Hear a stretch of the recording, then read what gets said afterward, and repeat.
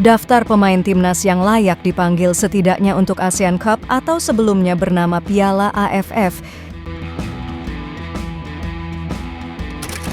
Asisten Shin Tae-yong yang baru di timnas Indonesia, Yeom Ki-hun langsung mendapat tugas sangat berat jelang putaran ketiga kualifikasi Piala Dunia 2026 zona Asia.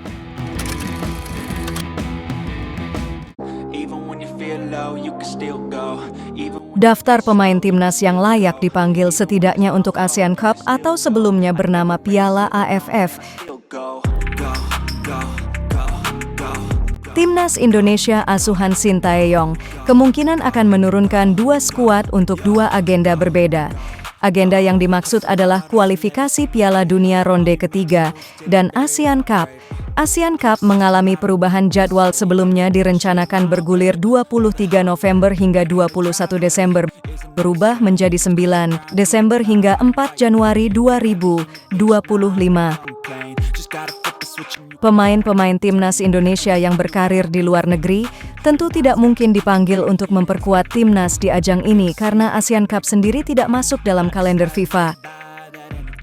Kabar baiknya ini tentu menjadi kesempatan bagi pemain-pemain timnas Indonesia yang berkarir dalam negeri untuk membuktikan dirinya masih layak untuk membela timnas. Siapa saja mereka? Ini dia daftarnya. Di posisi penjaga gawang ada nama Nadeo Argawinata. Pemain Borneo FC ini setidaknya masih dipercaya oleh Coach Shin, walau di beberapa kesempatan tempatnya mulai digantikan oleh Hernando Arin. Nadeo masih bisa membuktikan dirinya di ajang ASEAN Cup tahun ini. Daftar berikutnya di posisi bertahan, ada nama-nama familiar seperti Muhammad Ferrari yang bermain untuk Persija, Fahrudin Arianto, Edo Febriansah, hingga Yance Sayuri. Di posisi gelandang ada Mark Klok yang sudah mulai tersisih di skuad inti timnas di ajang kualifikasi Piala Dunia, bisa dipanggil untuk memperkuat timnas di ajang ini, berduet dengan Rahmat Irianto maupun Ricky Kambuaya, yang juga sudah jarang mendapat tempat di timnas karena kalah bersaing dengan Tom Hay maupun Ivar Jenner. Adam Alis juga masih layak dipanggil untuk menjadi partner Mark Klok di posisi ini.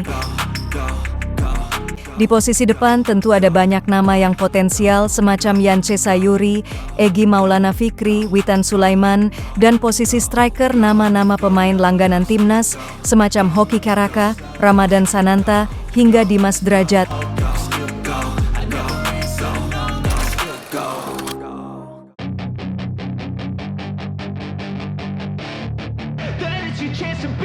Asisten Shin Tae-yong yang baru di timnas Indonesia, Yeom Ki-hun langsung mendapat tugas sangat berat jelang putaran ketiga kualifikasi Piala Dunia 2026 zona Asia. Yeom Ki-hun didatangkan Shin Tae-yong ke timnas Indonesia untuk mengasah kemampuan lini serang skuad Garuda yang masih belum optimal.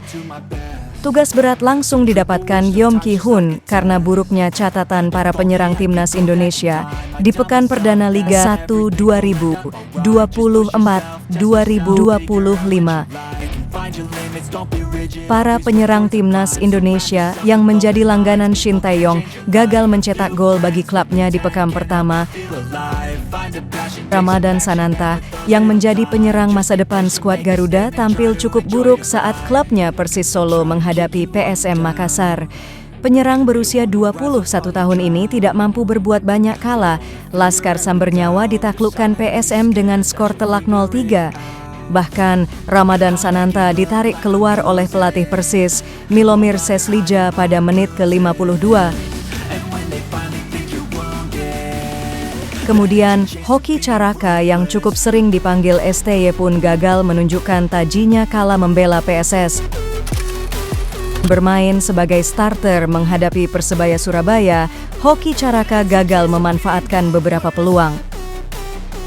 Dengan catatan itu, tugas Yeom Ki-hun akan semakin berat jelang putaran ketiga, kualifikasi Piala Dunia ronde ketiga. Itu tadi rangkuman berita tentang pemain dan timnas Indonesia.